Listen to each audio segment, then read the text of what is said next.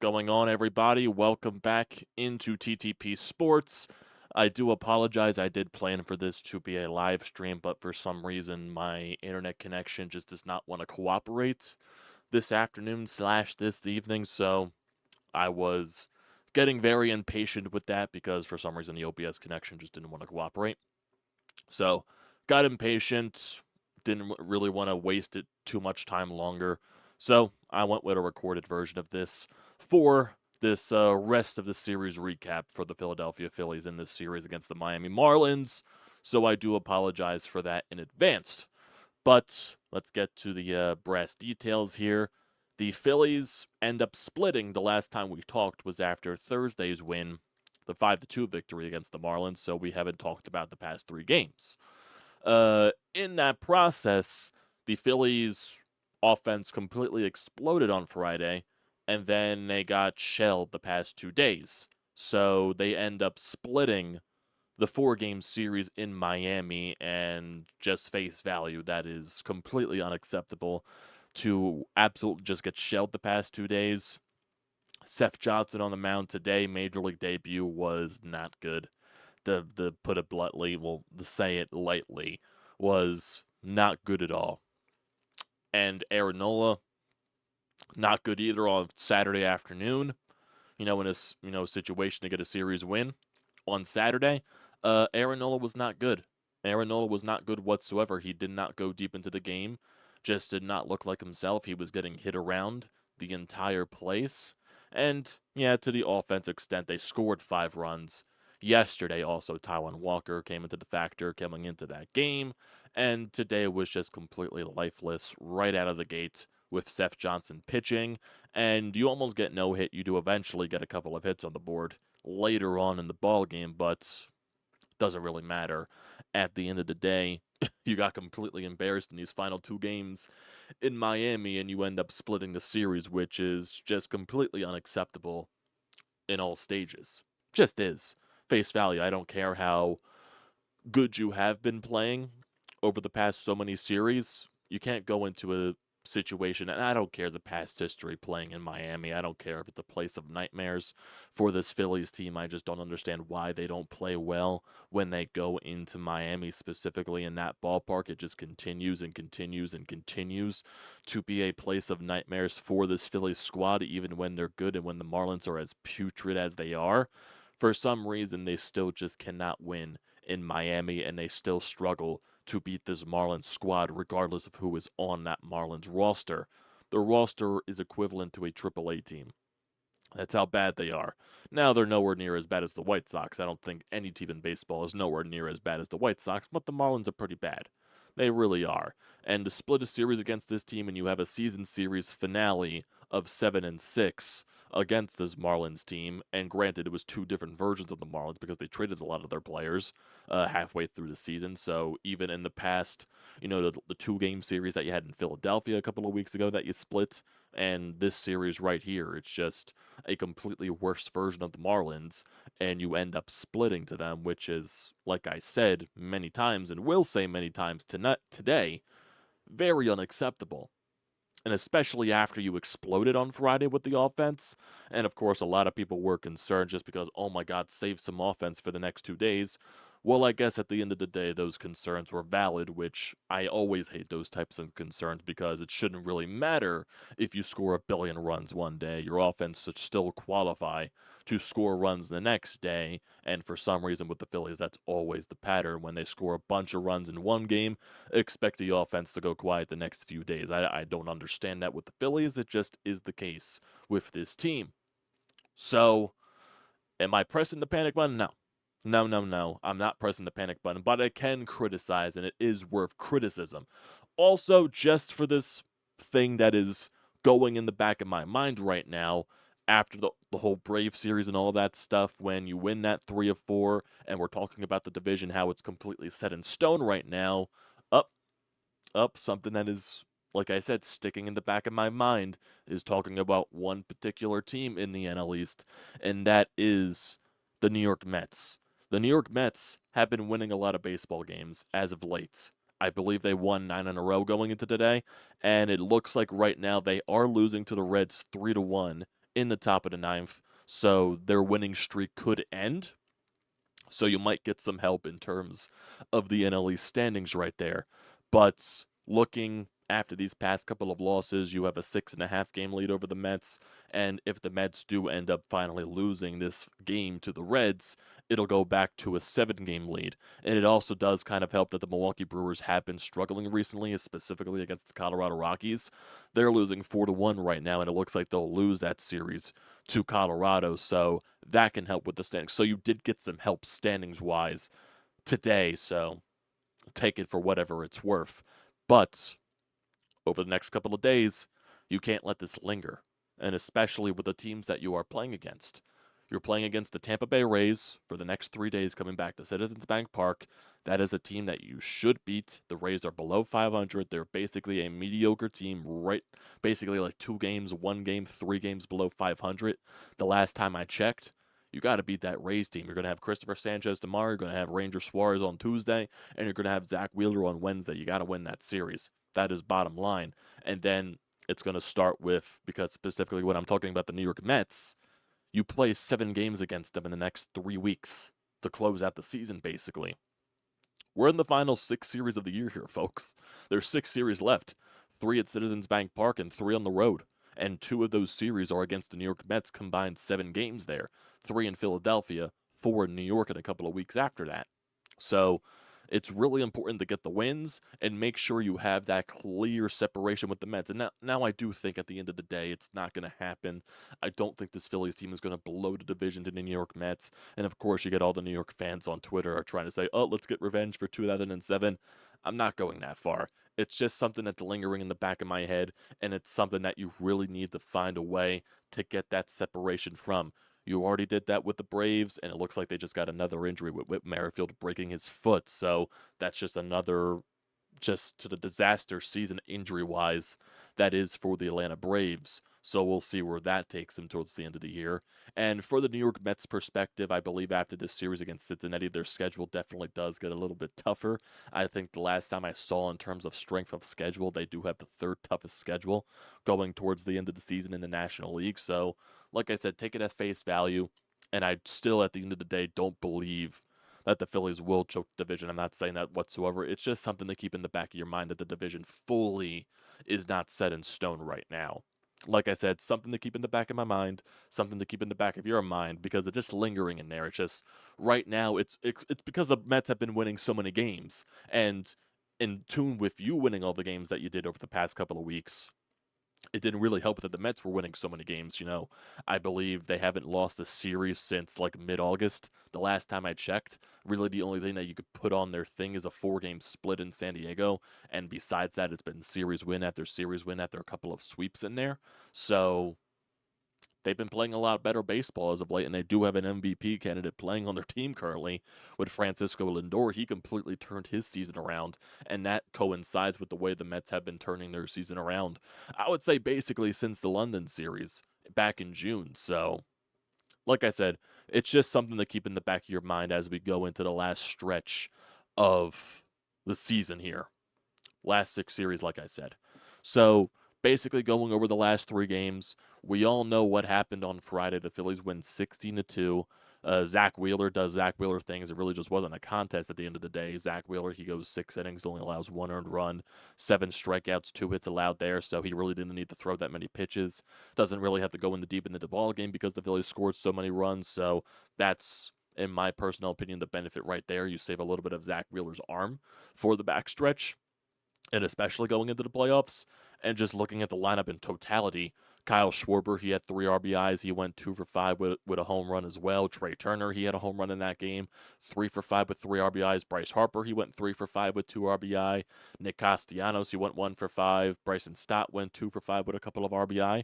JT, he went 2 for 2 with a couple of RBI. And also, speaking injury-wise, JT Realmuto, he fouled a ball off of his knee, and it wasn't the knee that he got surgery on, so it's the other knee, and it's basically just a bruise. And he says he feels perfectly fine, and he'll be good to go in the next couple of days here. And also, speaking of taking a beating, Garrett Stubbs, really took a beating in Saturday's game, getting hit in the head twice. One when it was basically just a Little League triple where he bunts, and the Marlins defense showcases why they are terrible. They're throwing the ball all over the place, and then when Stubbs is running the second base on an errant throw, another errant throw hits him in the fucking head, and then he eventually gets the third on that. So it's just like, and then he eventually takes a swing off of, I believe it was Jesus Sanchez, swing and a miss or a foul ball, and the bat barrel just bangs him right into the head. Like, what the hell?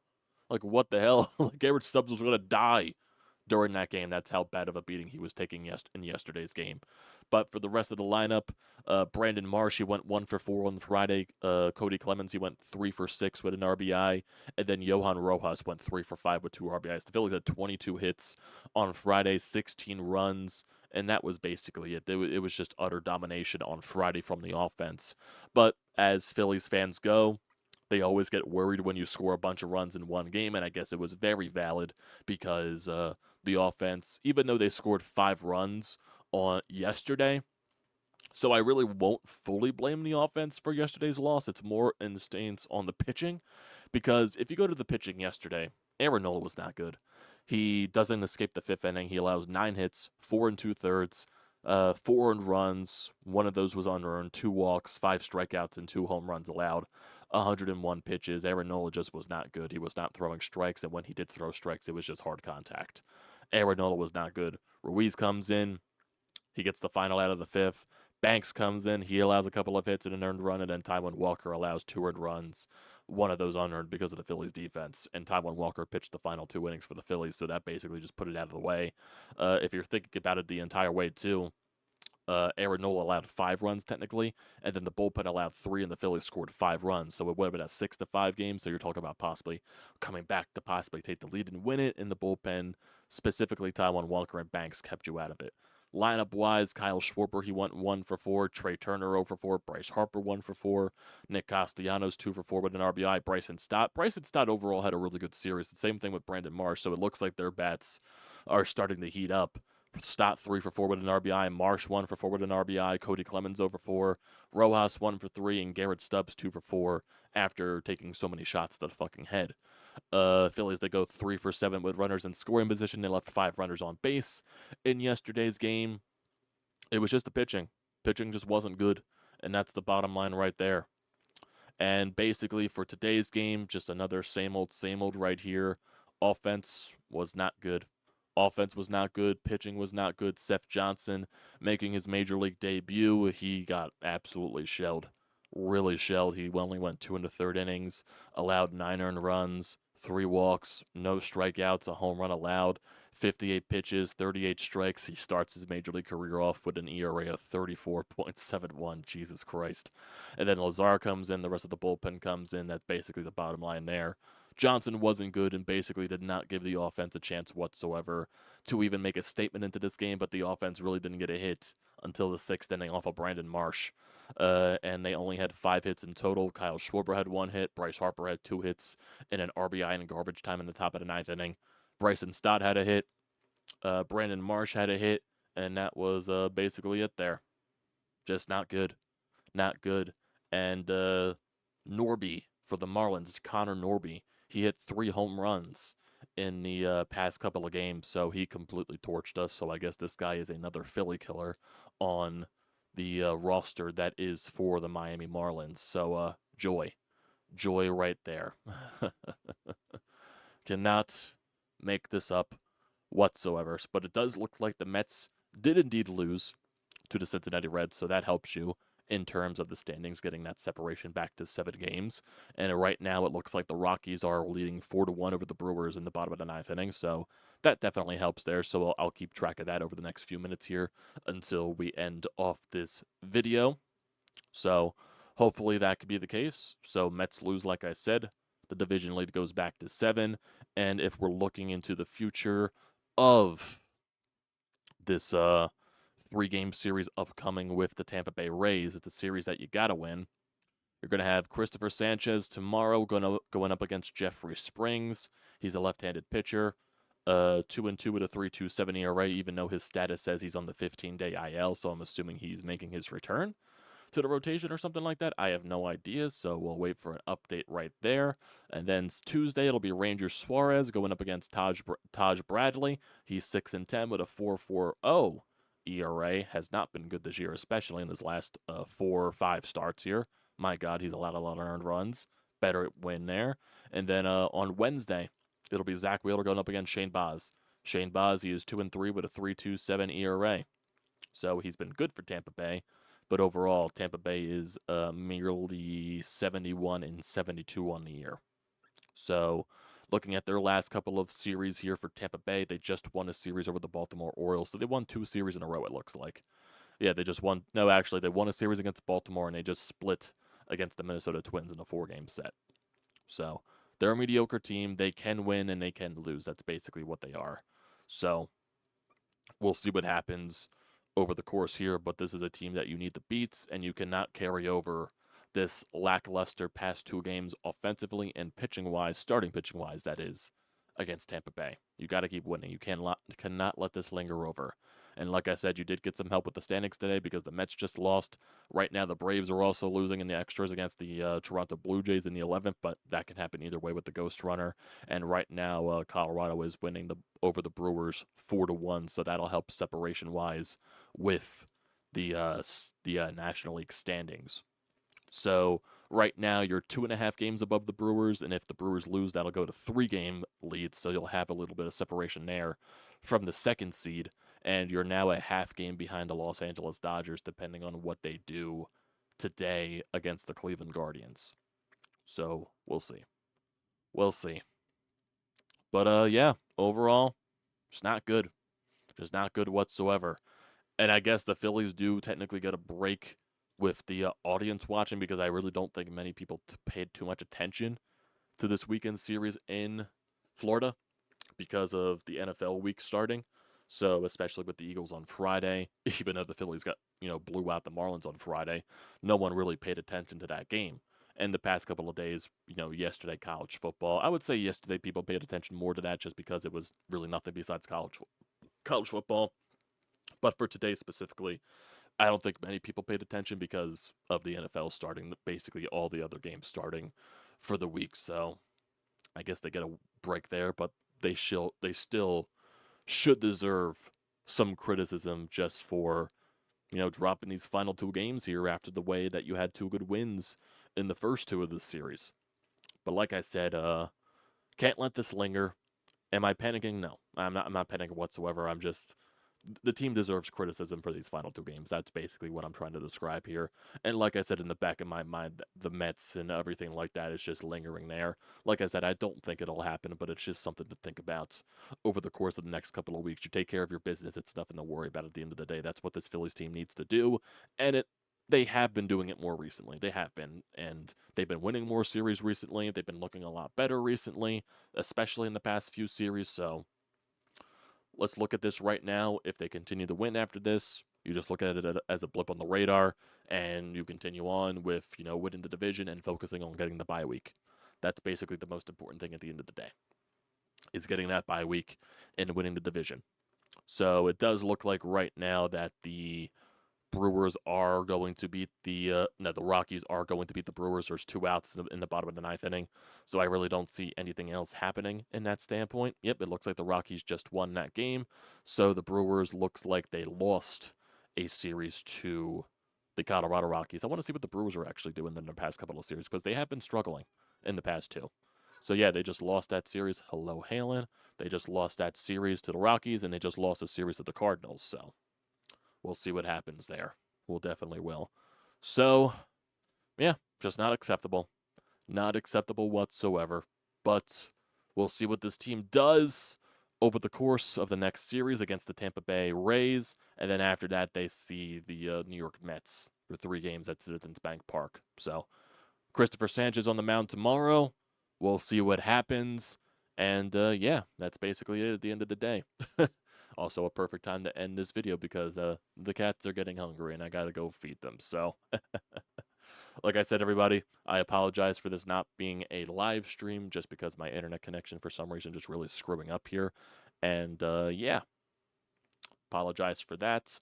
but I appreciate you tuning in to the recorded version for whoever does tune into this. So, thanks, guys, for tuning into tonight. Don't forget to leave a comment in the comment section down below. Don't forget to drop a like. Don't forget to hit that subscribe button. It does me a great deal of service. And also use the code TTPSPORTS. $20 off your first purchase at SEATGEEK. Great deal. Do not pass it up. Thanks, guys, for tuning in once again. Halen says bye. I say bye. So, I'll see you next time, guys.